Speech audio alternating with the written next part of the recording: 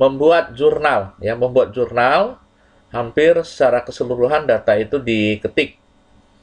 Cuman khusus untuk nama perkiraan, untuk menghindari kesalahan mengetik nama perkiraan itu, kita ambil dari tabel informasi, yaitu dari tabel daftar perkiraan berdasarkan nomor perkiraan.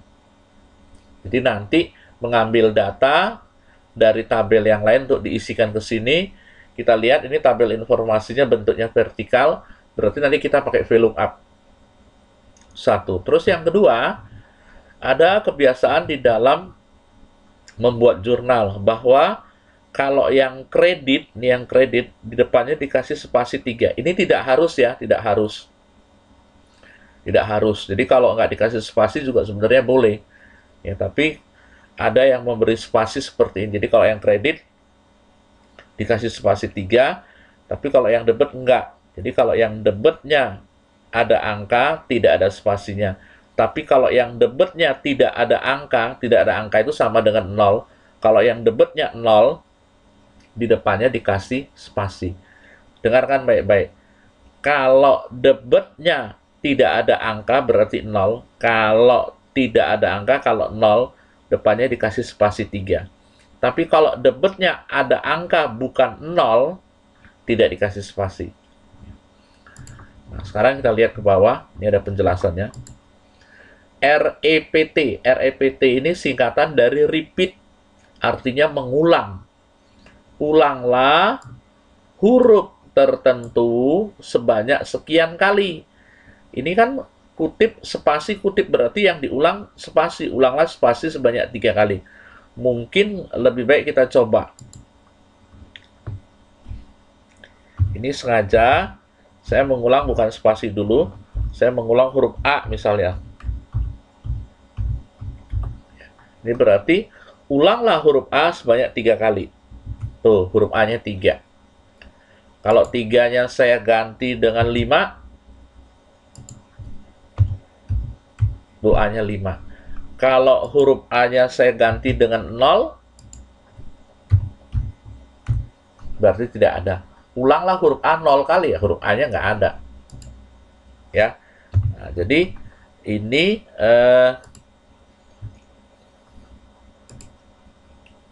digunakan untuk mengulang spasi sebanyak 3 kali. Jadi nanti dipakai untuk yang kredit nih, ya. Kalau yang 0 ini untuk yang debit.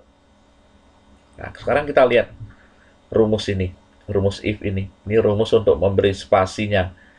F6 ini debit. Nih. Ya, ini di debit. Sesuai dengan yang sudah kita pelajari, ya, if itu untuk mengambil keputusan, bagian pertamanya adalah kondisi yang digunakan untuk mengambil keputusan. Kalau benar dia ngambil yang dekat, kalau salah dia ngambil yang jauh. Dibuat kembali catatan tentang if-nya kalau memang belum paham.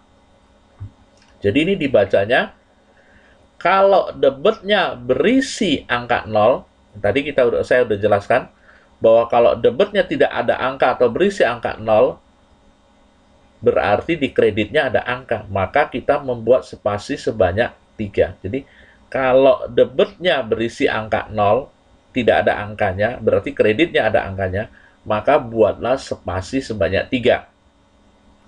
Tapi kalau debitnya tidak berisi angka 0, berarti ada angkanya selain 0, maka tidak membuat spasi. Jadi ini repeat 0. Jadi ini digunakan untuk membuat spasi. Jadi kalau debitnya 0, berarti dia kredit, dia bikin spasi 3. Tapi kalau debitnya bukan 0, berarti debitnya ada angka, maka dia tidak ada spasi, sesuai dengan yang kita inginkan. Kemudian, kalau kita lihat rumus yang sudah jadi ini ada tanda dan ini. Ya, tanda dan biasanya disebutnya dan bebek karena bentuknya mirip bebek, dan bebek. Dan bebek ini digunakan untuk menggabungkan. Jadi nanti kita gabungkan spasi yang kita buat menggunakan if, dengan VLOOKUP. VLOOKUP kan untuk mengambil nama perkiraannya, digabung. Jadi dan ini untuk menggabungkan. Kemudian VLOOKUP-nya, ya, VLOOKUP-nya. VLOOKUP D6. D6 itu ini. Nih. Ya, kemudian ini ada J6 sampai K34. Ini. Ini yang warna hijau ini J6 sampai K34, ya. Kemudian nama perkiraan itu kolom kedua. Jadi ini dibacanya ambillah data dari tabel yang terletak di J6 sampai K34. Data yang terletak di J6 sampai K34 berarti tabel ini. Kolom kedua berarti nama perkiraan. Pengambilan data berdasarkan kunci D6. Nah, ini kuncinya D6. Jadi kalau D6-nya berisi 1100, berarti kita lihat 110 kas, maka tulisan kas itu diambil ditaruh ke sini. Jadi ini kunci, ya, kunci untuk mengambil data, ya. Ambillah data dari tabel yang terletak di J6 sampai K34 kolom kedua berdasarkan kunci yang ada di D6. Angka 0 ini, mudah-mudahan masih ingat, angka 0 ini diberikan untuk mengantisipasi takutnya ini untuk nomor perkiraan di tabel informasi yang merupakan kunci ini tidak berurutan, tidak terabjad, ya, tidak tersortir dari kecil ke besar. Jadi kita tulis 0. Jadi kalau dia tidak tersortir, acak-acakan tidak jadi masalah. Ya. Ini ya. Kemudian tanda dolar diberikan karena ketika nanti rumusnya sudah kita masukkan di sini, lalu kita copy ke bawah, tabel informasi ini letaknya tetap di J6 sampai K34, nggak berubah. Ya, karena nggak berubah, maka dia dikasih tanda dolar, dibuat absolut. Oke, tadi rumus untuk nama perkiraan. Kemudian bagaimana dengan total? Ya, rumus total. Ini rumus totalnya ini bagaimana nih? Ya, ini rumus totalnya kelihatannya belum Bapak tulis di catatan. Nanti Bapak akan tambahkan. Ya. Totalnya tidak sulit. Ya. Totallah angka yang terletak di sel F6 sampai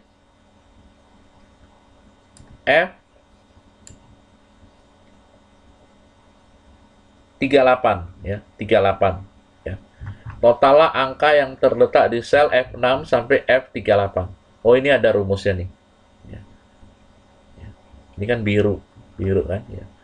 Totallah angka yang terletak di daerah F6 sampai F38. Titik 2 ini dibaca sampai dengan. Jadi F6 sampai F38. Total debit. Yang kreditnya berarti totallah angka yang terletak di G6 sampai G38. Itu kreditnya. Nah, sekarang kita akan coba masukkan rumusnya.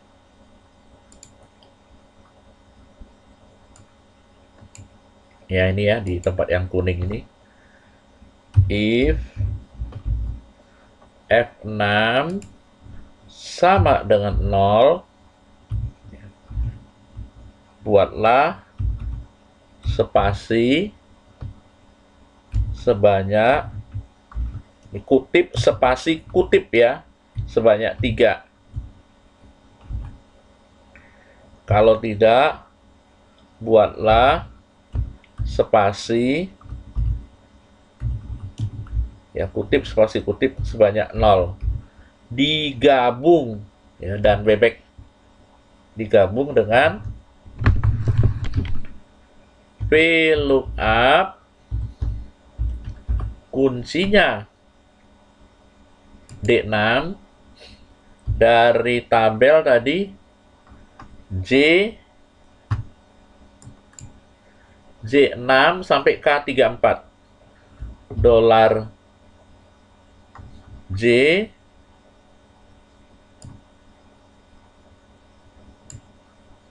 ya, dolar J dolar 6 sampai dengan itu titik 2, dolar K, dolar 34, kolom kedua, kemudian koma 0, kurung tutup.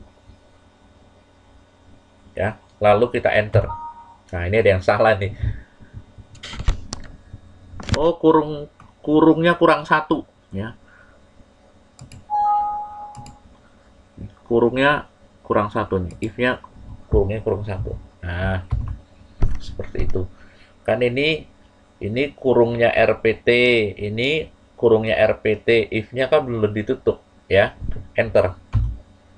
Lihat. Ini depannya ada angkanya, dia nggak ada spasinya. Copy ke bawah. Tuh, ini ada spasinya. Ya. Dan lihat 3100 modal Tuan Jaya. Betul, ya. Tuh. Ini ya. Ini akan kuning semua nih. Bapak kasih warna kuning itu tujuannya supaya enak buat menerangkan dan tahu rumusnya harus dimasukkan di mana. Gak apa-apa lah kuning semua. Kalau nanti yang kamu buat nggak usah dikuningin. Nah, ini untuk menghindari kesalahan mengetik. Ya, 110 itu kan harusnya kas. Tapi mungkin karena kita ngantuk, bukan lihat ke kas, kan melihatnya apa? Perlengkapan jahit. Bisa jadi 110 kita nulisnya malah perlengkapan jahit, bukan kas. Jadi salah. Untuk mengulangi kesalahan, kita pakai VLOOKUP. Sebenarnya rumus ini bisa disingkat. Ya, disingkat dengan cara ini nggak usah pakai RPT, nggak usah, boleh. Kutip spasi 3 kali. 1, 2, 3. Kutip. Ini berarti kutip nggak ada spasi, langsung kutip. Hasilnya sama. Ya, ini mengcopy ke bawah, ditarik aja nih.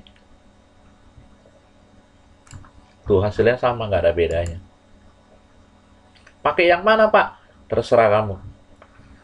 Dua-duanya harus kamu pahami. Ya. Sekarang total debit sama dengan sum. Ini boleh diketik, tapi boleh juga disorot. Jadi blok. Ini dari sini kan. Tekan shift, jangan dilepas. Lalu panah bawah. Ya. Sudah itu enter. Ya. Pak ulang lagi. Sama dengan sum, kurung buka, panah atas. Ya, nggak pakai shift ya, ini panah atasnya nggak pakai shift. Ini awalnya kan. Tekan shift, jangan dilepas. Lalu panah bawah. Kurung tutup, atau nggak usah kurung tutup juga sebenarnya langsung bisa. Kurung tutup, enter. Ya.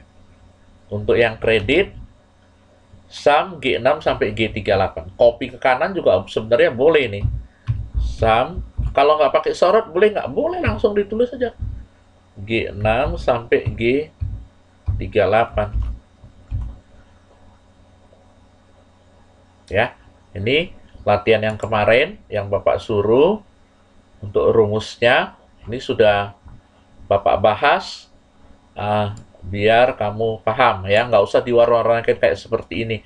Ini Bapak warnai tujuannya adalah supaya mudah bagi kamu. Oh, ini kuning. Kuning itu berarti tadi rumusnya di sini yang kuning, ya. Ini biru. Biru berarti rumusnya di sini. Ini merah berarti rumusnya di sini. Jadi ini hanya untuk biar mudah aja kamu belajar di catatannya. Jadi nanti di tabel aslinya nggak usah dikuningin atau dibuat ungu atau biru atau merah, nggak usah. Ya. Oke, demikian ini mengenai rumus jurnal, ya.